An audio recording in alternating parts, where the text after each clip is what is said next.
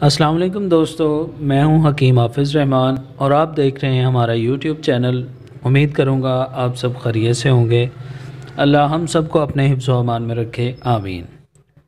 तो दोस्तों, बहुत सारी दुआओं के साथ चलते हैं आज के टॉपिक की जानिब।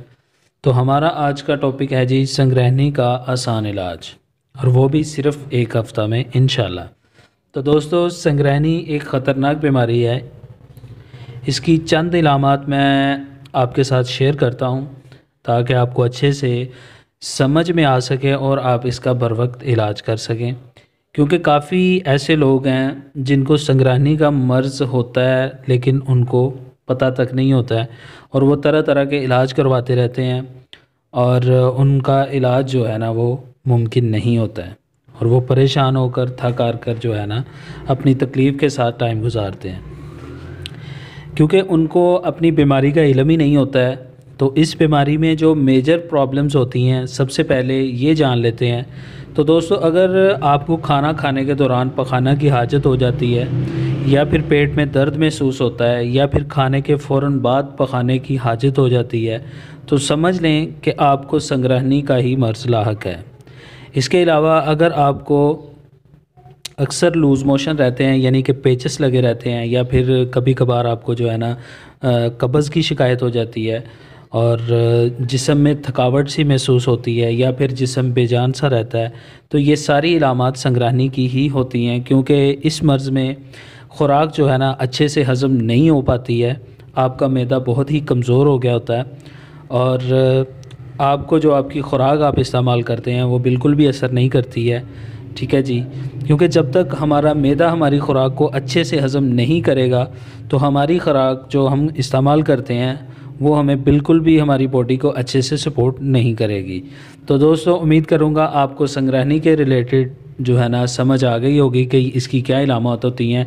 और अगर हम बात करें कि ये संगृहणी होती क्यों है, तो ये हमारे मैदे की प्रॉब्लम होती है, मैदे की कमज़ोरी की वजह से होती है। तो सबसे मेन जो जुज़ है, यानी कि मैदे की प्रॉब्लम की वजह से संगृहणी का मसला होता है। तो दोस्तों, उम्मीद करता हूँ आप समझ गए होंगे कि संगृहणी की मर्ज़ में क्या इलामात होती हैं। तो अब चलते हैं इसके नुस्खा की जानिब कि आज हम किस नुस्खे के ज़रिए जो है ना इस संगृहणी का इलाज कर सकते हैं, और वो भी एक हफ़्ते के अंदर अंदर। तो इंशाल्लाह अपना आज़मूदा और मुजर्रब नुस्खा आपको बताऊंगा। आपको पता है कि मैं जब भी आपको कोई नुस्खा या अपना टूटका बताता हूं तो अपना आज़मूदा बताता हूं और कोशिश करता हूं कि सस्ते से सस्ता टूटका आपको बताया जाए। तो दोस्तों, इस नुस्खा में हमें सिर्फ़ जो है ना दो चीज़ों की ज़रूरत है, और ये दोनों चीज़ें जो है ना बहुत ही मामूली सी चीज़ें हैं। देखने सुनने में आपको लगेगा कि ये बहुत ही मामूली सी चीज़ है, इससे हमारा क्या इलाज होना है, लेकिन तजुर्बा जो है ना वो इसकी शर्त है। आप इसको एक दफ़ा इस्तेमाल करें, फिर इसका रिज़ल्ट जो है ना आप मुलाहिज़ा करेंगे। तो इसमें नुस्खा जो आपकी स्क्रीन पे आ चुका है, इसमें सबसे पहली जो चीज़ मैंने लिखी है वो है कड़ा छाल। ये एक बूटी होती है और ये आपको जो है ना पंसार स्टोर से आसानी से मिल भी जाएगी, और ये हमें चाहिए होगी 8 तोला यानी कि 80 ग्राम। और दूसरी चीज़ जो हमें चाहिए होगी वो है दही, और ये हस्बे ज़रूरत। ठीक है जी, ये दोनों मतलब चीज़ें जो है ना हम अपने इलाज के तौर पे इस्तेमाल करेंगे। तो दोस्तों, अब देख लेते हैं कि हम इसको तैयार कैसे करते हैं। तो इसकी तैयारी के लिए हमें कोई इतना ख़ास जो है ना जदोजहद नहीं करना पड़ेगा।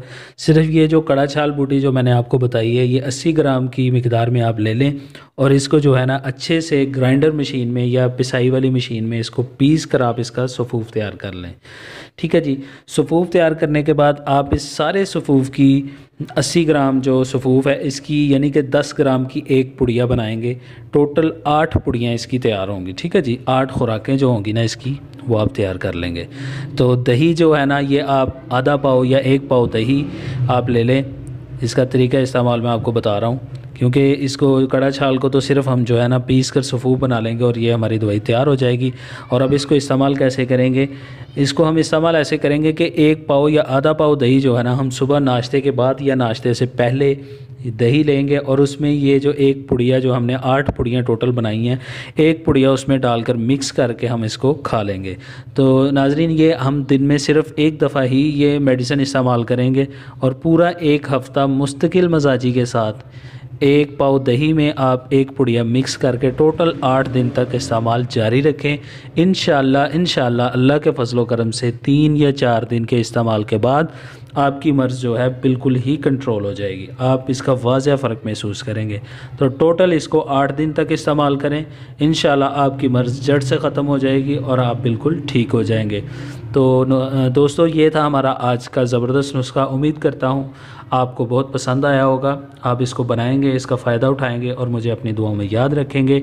तो आखिर में आप सबसे रिक्वेस्ट है कि हमारे चैनल को सब्सक्राइब करें, लाइक करें और साथ लगे बेल आइकन के बटन को भी प्रेस कर दें ताकि हमारी हर नई आने वाली वीडियो जो है ना आपको बआसानी मिलती रहे।